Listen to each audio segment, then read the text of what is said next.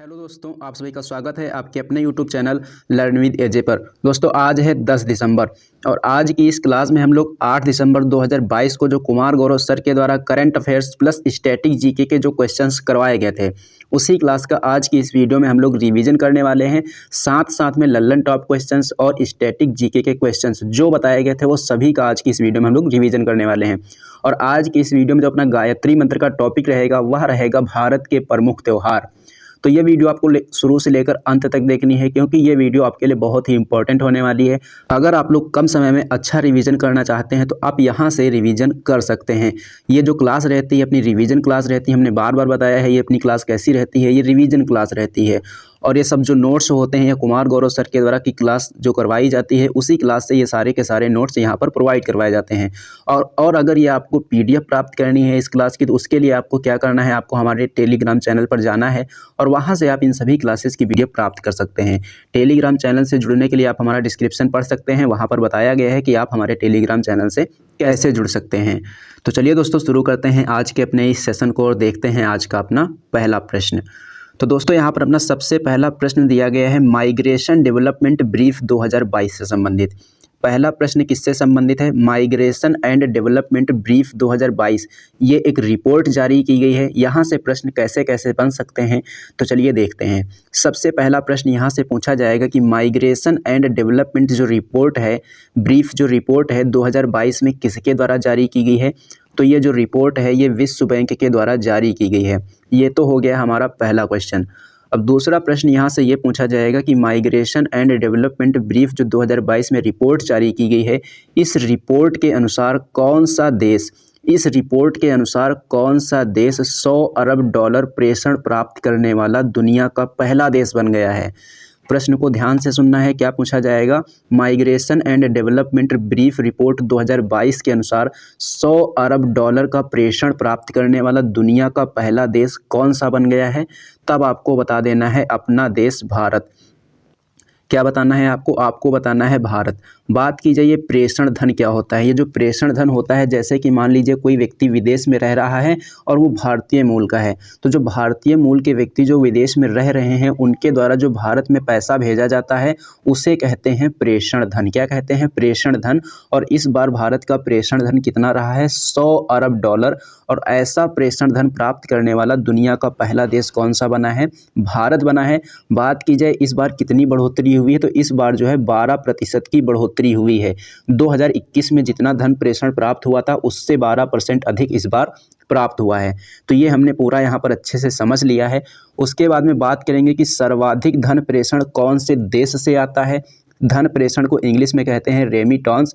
बात कीजिए सर्वाधिक धन प्रेषण कौन से देश से आया है तो ये आया है अमेरिका से। कहाँ से? अमेरिका से। अब हम लोग देखेंगे इंपॉर्टेंट क्वेश्चन। तो पहला क्वेश्चन यहाँ पर दिया गया है कि विश्व बैंक के मुख्य अर्थशास्त्री अभी हाल ही में किसे नियुक्त किया गया है? अभी हाल ही में विश्व बैंक का अर्थशास्त्री किसे नियुक्त किया गया है? तो आपको बताना है इंद्रजीत को नियुक्त किया गया है। विश्व बैंक के हेड कौन है? तो विश्व बैंक के हेड जो हैं ये डेविड मालपास हैं। विश्व बैंक का मुख्यालय कहाँ है? विश्व बैंक का मुख्यालय वाशिंगटन डीसी में है। कहाँ है? वाशिंगटन डीसी में। दूसरा पॉइंट यहाँ पर दिया गया है जुड़वा बहिनें किसे कहते हैं? ये जो जुड़वा बहिनें हैं कौन कौन सी संस्थाओं को कहते हैं? तो IMF यानी कि अंतर्राष्ट्रीय मुद्रा कोष और WB यानी कि विश्व बैंक। अंतर्राष्ट्रीय मुद्रा कोष और विश्व बैंक को क्या कहा जाता है? जुड़वा बहिनें के नाम से जाना जाता है। इन दोनों की स्थापना कब हुई थी? इन दोनों की स्थापना ब्रेटन वुड्स सम्मेलन में 1944 को हुई थी। प्रश्न यहाँ से ये भी बन सकता है कि ब्रेटन वुड्स सम्मेलन कब हुआ था? तब आपको बता देना है कि ब्रेटन वुड्स सम्मेलन 1944 में हुआ था। बात की जाए यहाँ इसकी IMF और विश्व बैंक की, तो IMF और विश्व बैंक इन दोनों का मुख्यालय कहाँ है? इन दोनों का मुख्यालय वाशिंगटन डीसी में है। ये प्रश्न भी पूछा जा चुका है कि वाशिंगटन डीसी में जो डीसी लिखा हुआ है इसका मतलब क्या होता है? इसका मतलब होता है डिस्ट्रिक्ट ऑफ कोलंबिया। क्या होता है? District of Columbia. Next point की बात करेंगे तो नेक्स्ट पॉइंट यहाँ पर दिया गया है रैंप योजना। रैंप योजना किसके द्वारा शुरू की गई है? एमएसएमई मंत्रालय के द्वारा ये शुरू की गई है। और इसमें सहायता किसकी ली गई? विश्व बैंक, यानी कि एमएसएमई मंत्रालय ने विश्व बैंक की सहायता से रैंप योजना को शुरू किया है। नेक्स्ट पॉइंट यहाँ पर दिया गया है सिंधु जल समझौता।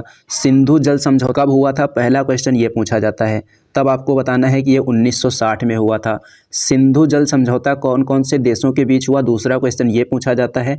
तब आपको बताना है भारत और पाकिस्तान के बीच में हुआ।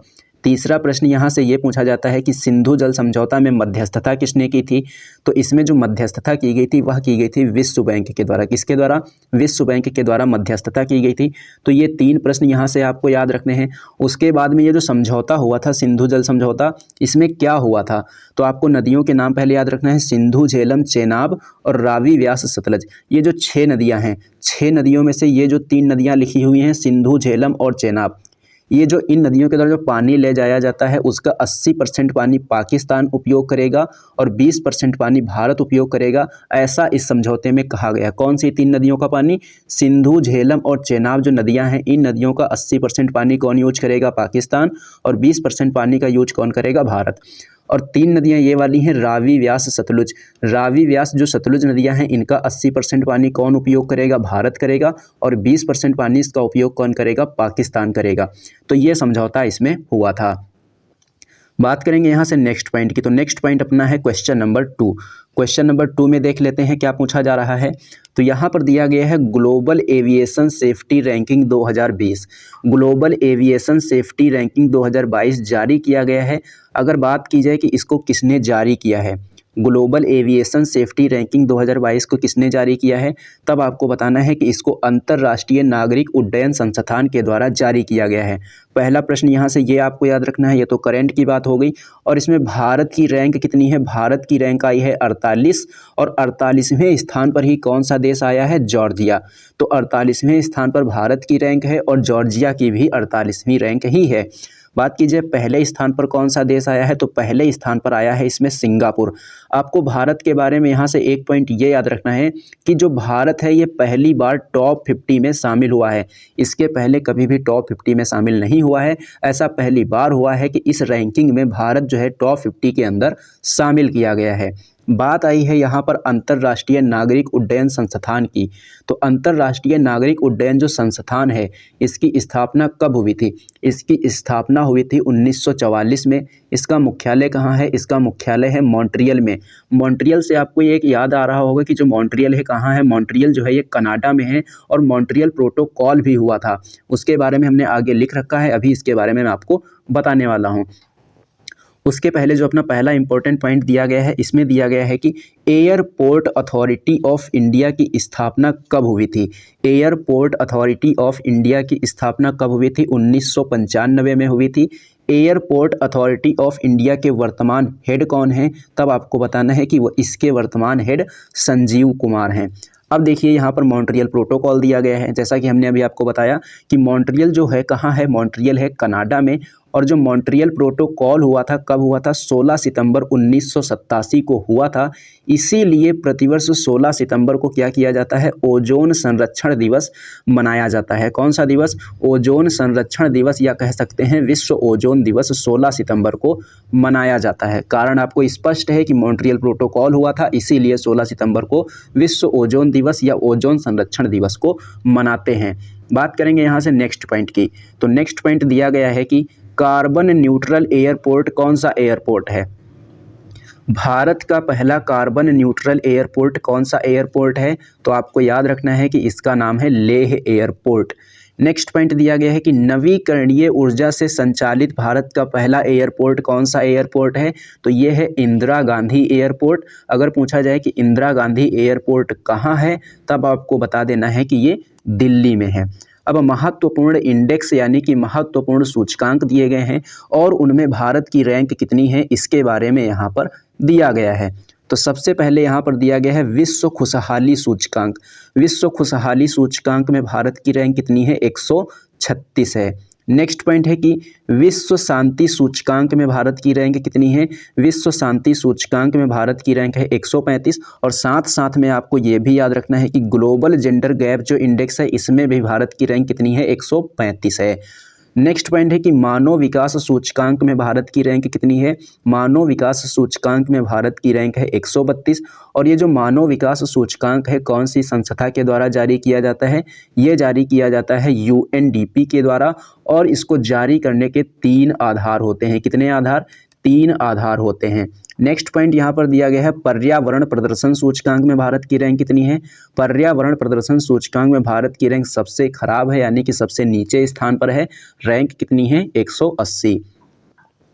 नेक्स्ट पॉइंट दिया गया है कि वैश्विक भुखमरी सूचकांक में भारत की रैंक कितनी है। तो वैश्विक भुखमरी सूचकांक में भारत की रैंक है यहाँ पर 107। नेक्स्ट पॉइंट है कि press freedom index, press freedom index में भारत की रैंक है। तो प्रेस फ्रीडम इंडेक्स में भारत की रैंक है 150। प्रेस फ्रीडम इंडेक्स में भारत की रैंक कितनी है? 150 है। उसके बाद में बात करेंगे यहाँ से नेक्स्ट पॉइंट की। तो नेक्स्ट पॉइंट अपना दिया गया है क्वेश्चन नंबर 3। और क्वेश्चन नंबर 3 में क्या पूछा जा रहा है, चलिए इसको देख लेते हैं। तो हाल ही में फोर्ब्स ने एशिया की परमार्थ करने वाले नायकों की सूची में किन भारतीयों को शामिल किया है। तो एशिया की परमार्थ करने वाले नायकों की सूची में किन भारतीयों को शामिल किया गया है।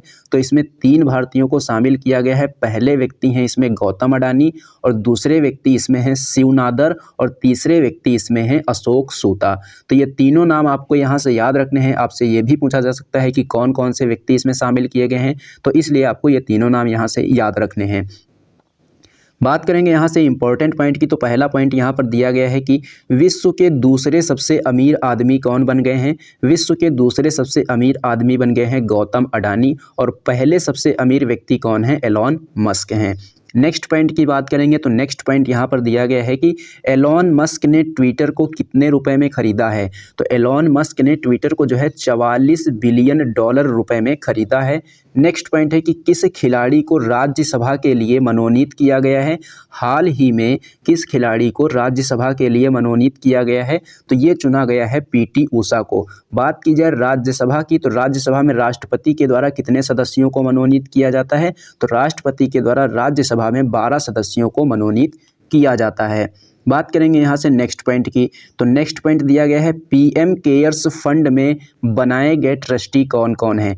PM केयर्स फंड के लिए ट्रस्टी किसे किसे बनाया गया है। तो कोरिया मुंडा को, टाटा को और KT थॉमस को इसमें ट्रस्टी के रूप में बनाया गया है। बात करेंगे यहाँ से नेक्स्ट पॉइंट की। तो नेक्स्ट पॉइंट है अपना क्वेश्चन नंबर 4। और क्वेश्चन नंबर 4 में क्या दिया गया है, यहाँ पर दिया गया है सेमेरू ज्वालामुखी। सेमेरू ज्वालामुखी चर्चा में क्यों आया, क्योंकि अभी इसमें हाल ही में क्या हुआ है, विस्फोट हुआ है। इसके पहले जो विस्फोट हुआ था 2019 में हुआ था, और अभी हाल ही में इसमें 2022 में भी विस्फोट हो चुका है, इसलिए चर्चा में आ गया है। और ये कहाँ है ये पूछा जा सकता है। तो आपको बता देना है कि ये इंडोनेशिया में है। अभी इसमें 2019 में विस्फोट हुआ ही था और 2022 में फिर विस्फोट हो गया। तो ये जल्दी जल्दी विस्फोट यहाँ पर इतनी जल्दी जल्दी क्यों होते हैं, क्योंकि आपको पता होना चाहिए कि जो इंडोनेशिया है कौन से महासागर में पड़ता है। ये प्रशांत महासागर में पड़ता है, और प्रशांत महासागर रिंग ऑफ फायर जो है प्रशांत महासागर में स्थित है। और जहाँ पर रिंग ऑफ फायर स्थित होती है वहाँ पर भूकंप, ज्वालामुखी और सुनामी सर्वाधिक आते हैं। इसलिए यहाँ पर जल्दी जल्दी क्या है, ज्वालामुखी फटते रहते हैं, भूकंप आता रहता है और सुनामियाँ आती रहती हैं। बात की जाए सेमेरू ज्वालामुखी की, तो सेमेरू ज्वालामुखी का एक अन्य नाम भी है। इसका अन्य नाम आपको याद रखना है, तो इसका नाम है द ग्रेट माउंटेन। आपसे ये प्रश्न ऐसे भी पूछा जा सकता है कि द ग्रेट माउंटेन कौन से देश में है, तो ये इंडोनेशिया में है।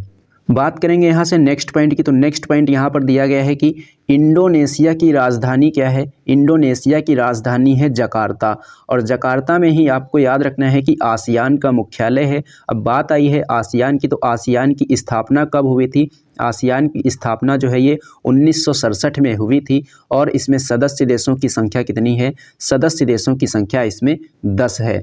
उसके बाद में नेक्स्ट पॉइंट की बात करेंगे, तो नेक्स्ट पॉइंट यहाँ पर अपना दिया गया है कि विसुवियस ज्वालामुखी और एटना ज्वालामुखी कहाँ है।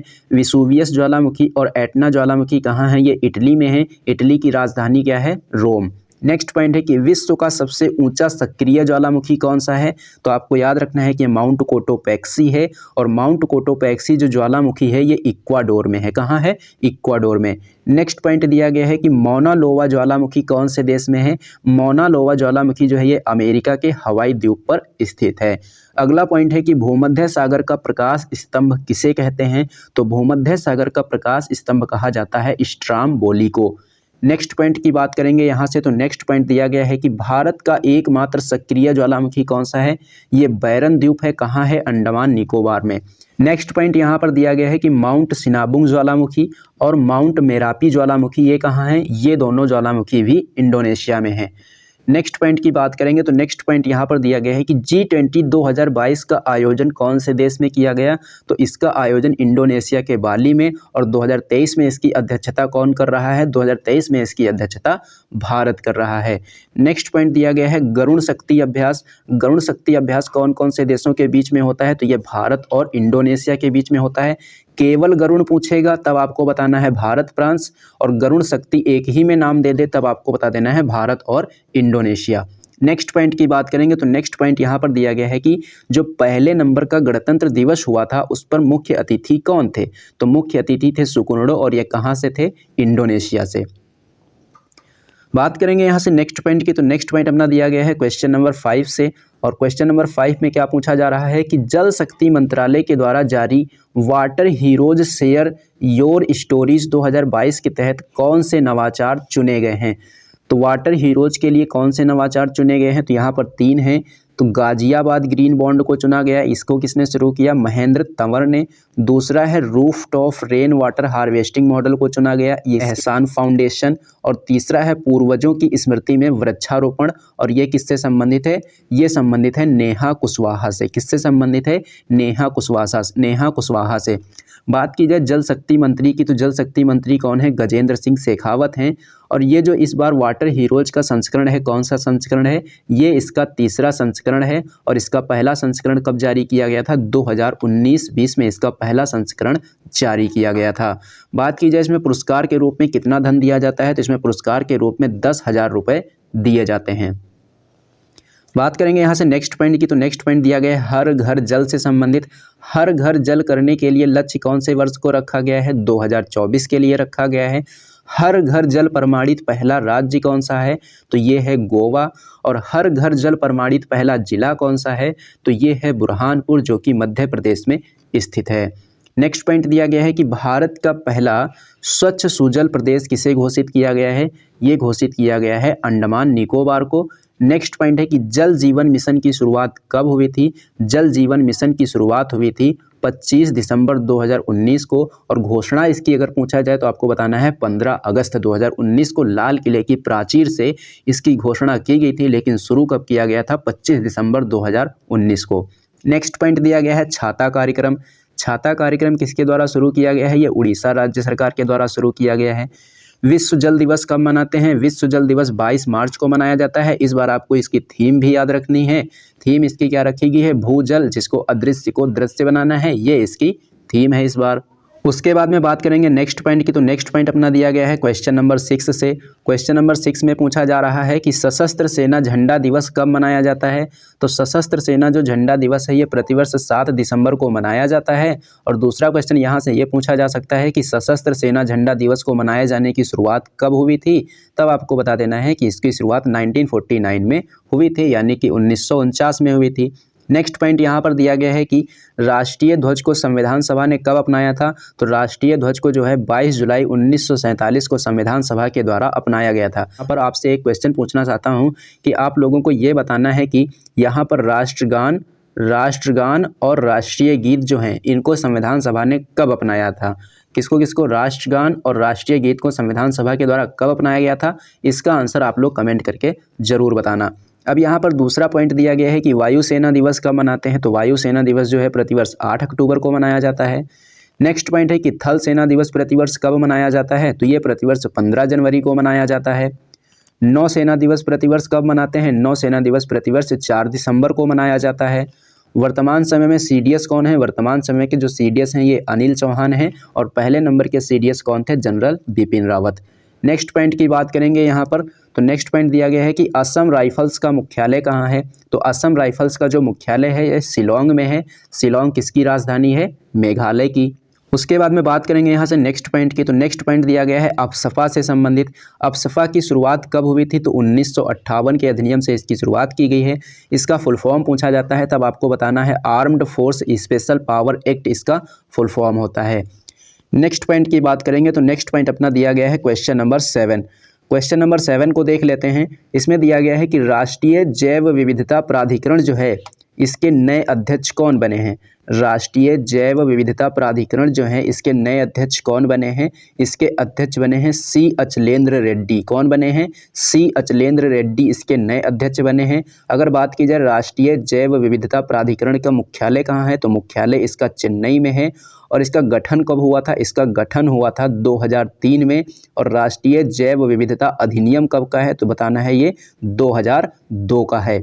नेक्स्ट पॉइंट की बात करेंगे यहाँ से। तो नेक्स्ट पॉइंट यहाँ पर दिया गया है कि जैव विविधता दिवस कब मनाया जाता है?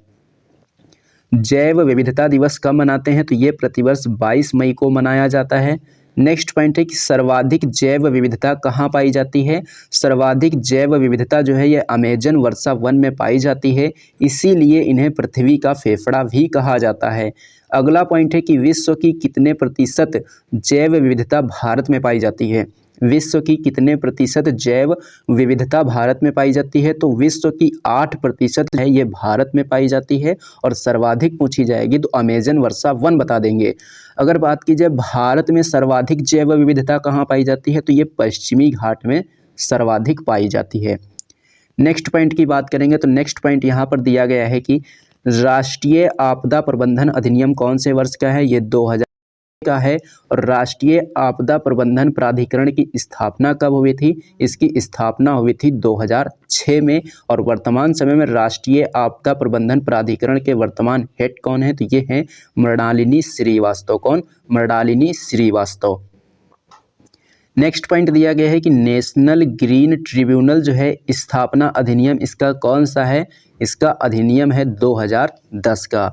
नेक्स्ट पॉइंट है अपना क्वेश्चन नंबर 8। क्वेश्चन नंबर 8 में क्या दिया गया है?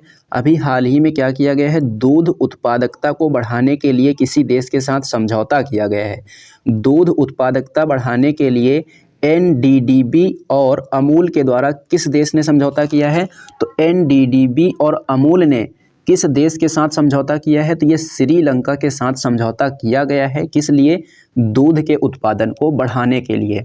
NDDB का फुल फॉर्म पूछा जाता है तो आपको बताना है नेशनल डेयरी डेवलपमेंट बोर्ड जो है इसका फुल फॉर्म है। बात की जाए NDDB की तो NDDB का फुल फॉर्म हमने देख ही लिया है। इसके पहले अध्यक्ष कौन थे? तो इसके पहले अध्यक्ष थे वर्गीज कुरियन। और वर्गीज कुरियन कौन है? श्वेत क्रांति के जनक। इसका मुख्यालय कहाँ है? तो इसका मुख्यालय है आनंद, गुजरात में। कहाँ पर है? आनंद, गुजरात में। नेक्स्ट पॉइंट दिया गया है NDRI। NDRI क्या है? नेशनल डेयरी रिसर्च इंस्टीट्यूट इसका फुल फॉर्म है। और ये कहाँ है? ये करनाल में है। नेक्स्ट पॉइंट है एशिया कप 2022 के विजेता। अगर पुरुष में पूछा जाएगा एशिया कप 2022 का पुरुष विजेता कौन सा देश बना है? तब बताना है श्रीलंका। एशिया कप 2022 का महिला विजेता पूछा जाएगा तब आपको बता देना है भारत। महिला विजेता भारत, पुरुष विजेता श्रीलंका। नेक्स्ट पॉइंट दिया गया है कि श्रीलंका के नए प्रधानमंत्री कौन है? श्रीलंका के नए प्रधानमंत्री बने हैं दिनेश गुणवर्धने। और श्रीलंका के नए राष्ट्रपति कौन बने हैं? तो ये बने हैं रानिल विक्रमसिंघे। अगला पॉइंट दिया गया है कि पाक जल संधि कौन कौन से देशों के बीच में है। यहाँ पर आपको पाक से कंफ्यूज नहीं होना है, पाक को देखकर पाकिस्तान नहीं लगाना है। ये जो पाक जल संधि है भारत और श्रीलंका के बीच में है, ये यहाँ पर आपको थोड़ा सा ध्यान देने की ज़रूरत है कि जो पाक जल संधि है भारत और श्रीलंका के बीच में है। उसके बाद में नेक्स्ट पॉइंट दिया गया है क्वेश्चन नंबर 9। क्वेश्चन नंबर 9 की बात करेंगे तो इसमें पूछा जा रहा है कि विद्युत रहित तापन प्रणाली जो है इसका विकास किसके द्वारा किया गया है। अभी हाल ही में विद्युत रहित तापन प्रणाली का विकास किसके द्वारा किया गया है? तो इसका विकास किया गया है IIT दिल्ली के द्वारा। किसके द्वारा? IIT दिल्ली के द्वारा इसको विकसित किया गया है। बात करेंगे यहाँ से इंपॉर्टेंट पॉइंट की, तो पहला पॉइंट यहाँ पर दिया गया है कि परम प्रवेगा क्या है। तो परम प्रवेगा जो है ये सुपर कंप्यूटर है, क्या है, सुपर कंप्यूटर है। और परम अनंत जो सुपर कंप्यूटर है इसको कहाँ स्थापित किया गया है, इसको IIT गांधीनगर में स्थापित किया गया है। परम शक्ति को कहाँ स्थापित किया गया है, इसे IIT खड़गपुर में स्थापित किया गया है। नेक्स्ट पॉइंट है परम गंगा, परम गंगा को कहाँ स्थापित किया गया है, इसे IIT रुड़की में स्थापित किया गया है। परम कामरूप को कहाँ स्थापित किया गया है, परम कामरूप को IIT गुवाहाटी में स्थापित किया गया है। और कामरूप जो है किसका पुराना नाम है, कामरूप जो है असम का पुराना नाम है। बात करेंगे नेक्स्ट पॉइंट की, तो नेक्स्ट पॉइंट है अपना क्वेश्चन नंबर 10। और क्वेश्चन नंबर 10 की बात करेंगे तो इसमें पूछा जा रहा है कि अंतर्राष्ट्रीय दिवाली पावर ऑफ वन जो पुरस्कार है 2022 में किस वैश्विक संस्था द्वारा प्रदान किया जाता है। तो अंतर्राष्ट्रीय दिवाली पावर ऑफ वन पुरस्कार 2022 किस वैश्विक संस्था द्वारा प्रदान किया जाता है, तो यह संयुक्त राष्ट्र महासभा के द्वारा प्रदान किया जाता है। और इस बार यह 4 राजदूतों और 1 अमेरिकी सांसद को दिया गया है। बात करेंगे यहाँ से नेक्स्ट पॉइंट की, तो नेक्स्ट पॉइंट यहाँ दिया गया है कि इस पुरस्कार को क्या कहा जाता है, ऑस्कर ऑफ डिप्लोमेसी भी कहते हैं। ऑस्कर ऑफ डिप्लोमेसी भी इसको कहा जाता है, ये पॉइंट भी आपको यहाँ से याद रखना है। नेक्स्ट पॉइंट दिया गया है अंतर्राष्ट्रीय मुद्रा कोष की जो मुद्रा है वह क्या है, SDR है। SDR का मतलब होता है स्पेशल ड्राइंग राइट। और इस SDR के अंदर कितनी मुद्राएं शामिल हैं, 5 मुद्राएं शामिल हैं। कौन कौन सी, डॉलर, पाउंड, यूरो, युआन और येन, ये सभी इसमें 5 मुद्राएं शामिल हैं। भारत की मुद्रा इसमें शामिल नहीं है। नेक्स्ट पॉइंट दिया गया है WTO वर्ल्ड ट्रेड ऑर्गेनाइजेशन, स्थापना इसकी कब हुई थी, 1995 में हुई थी। मुख्यालय इसका कहाँ है, जिनेवा में है। और इसकी हेड कौन है, इसकी हेड है नागोजी ओंकाजा-इवेला। ये कौन से देश की हैं, इसका आंसर आप लोग कमेंट करके जरूर बताना कि नागोजी ओंकाजा-इवेला जो हैं WTO की वर्तमान अध्यक्ष हैं और पहली महिला अध्यक्ष हैं, ये कौन से देश की हैं, इसका आंसर आप लोगों को कमेंट करके जरूर बताना है। उसके बाद में दिया गया है UNSC यानी कि यूनाइटेड नेशन सिक्योरिटी काउंसिल, संयुक्त राष्ट्र सुरक्षा परिषद। संयुक्त राष्ट्र सुरक्षा परिषद में कितने सदस्य होते हैं, इसमें 15 सदस्य होते हैं, जिसमें से 5 सदस्य स्थायी और 10 सदस्य अस्थायी होते हैं। बात करेंगे नेक्स्ट पॉइंट की, तो नेक्स्ट पॉइंट यहाँ पर दिया गया है UNEP से संबंधित। UNEP की स्थापना कब हुई थी, 5 जून 1972 को इसकी स्थापना हुई थी। मुख्यालय कहाँ है, मुख्यालय इसका केन्या की राजधानी नैरोबी में है। और 5 जून 1972 को इसकी स्थापना हुई थी, इसीलिए 5 जून को विश्व पर्यावरण दिवस मनाया जाता है। और पहली बार विश्व पर्यावरण दिवस कब मनाया गया था, 1974 में मनाया गया था। नेक्स्ट पॉइंट दिया गया है और ये लास्ट पॉइंट है करंट अफेयर से। उसके बाद में हम लोग देखेंगे गायत्री मंत्र, जिसमें हमने आपको क्या बताया है, प्रमुख त्यौहार। तो भारत के 77वें ग्रैंड मास्टर कौन बने हैं, यहाँ पर भारत के 77वें ग्रैंड मास्टर बने हैं आदित्य मित्तल, और ये कहाँ के हैं, मुंबई के हैं। तो दोस्तों अभी तक हमने करंट अफेयर्स के क्वेश्चन कर लिए हैं, अब हम लोग करेंगे गायत्री मंत्र का टॉपिक यानी कि भारत के प्रमुख त्यौहार। तो चलिए शुरू करते हैं भारत के प्रमुख त्यौहार को और देख लेते हैं अपना भारत का पहला प्रमुख त्यौहार। तो आज का जो अपना पहला प्रमुख त्यौहार है उसमें पूछा जा रहा है कि मरु महोत्सव कहाँ मनाया जाता है। ये जो मरु महोत्सव है इसको पोखरण में मनाया जाता है। पोखरण कहाँ है, जैसलमेर में, यानी कि इसको राजस्थान में मनाया जाता है। बात करेंगे नेक्स्ट पॉइंट की, तो नेक्स्ट पॉइंट दिया गया है कि मेदराम जात्रा जो त्यौहार है इसको कहाँ मनाते हैं, इसको तेलंगाना में मनाया जाता है। और ये भारत का दूसरा सबसे बड़ा मेला कौन सा है, मेदराम जात्रा है। और सबसे बड़ा मेला पूछा जाएगा तो ये कुंभ का मेला है। उसके बाद में नेक्स्ट पॉइंट है खजुराहो फेस्टिवल कहाँ मनाते हैं। खजुराहो जो फेस्टिवल है इसको मध्य प्रदेश में मनाया जाता है। और जो खजुराहो मंदिर समूह है ये कहाँ है, ये भी मध्य प्रदेश में ही हैं। नेक्स्ट पॉइंट यहाँ पर दिया गया है कि पुष्कर फेस्टिवल को कहाँ मनाया जाता है। पुष्कर फेस्टिवल पूछा जाएगा तो जम्मू कश्मीर बताना होगा। अगर आपसे पूछ दे पुष्कर मेला कहाँ मनाते हैं तो पुष्कर मेला जो है ये अजमेर में होता है। पुष्कर मेला पूछेगा तो अजमेर, पुष्कर फेस्टिवल पूछेगा तो जम्मू कश्मीर। नेक्स्ट पॉइंट यहाँ पर दिया गया है ऊंट फेस्टिवल। ऊंट फेस्टिवल को कहाँ आयोजित किया जाता है, इसको बीकानेर में आयोजित किया जाता है। बीकानेर कहाँ है, राजस्थान में है। उसके बाद में नेक्स्ट पॉइंट दिया गया है स्पुतिक गस्टर फेस्टिवल कहाँ मनाते हैं। स्पुतिक गस्टर जो फेस्टिवल है इसको लद्दाख में मनाया जाता है। स्पुतिक गस्टर फेस्टिवल को मुखौटा फेस्टिवल भी कहते हैं, ये पॉइंट भी आपको यहाँ से याद रखना है। उसके बाद में नेक्स्ट पॉइंट है कि लोसर फेस्टिवल को कहाँ मनाया जाता है, तो लोसर फेस्टिवल को जो है ये लद्दाख में मनाया जाता है।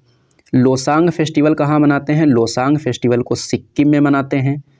हेमिस फेस्टिवल कहाँ मनाया जाता है? हेमिस फेस्टिवल लद्दाख में मनाया जाता है।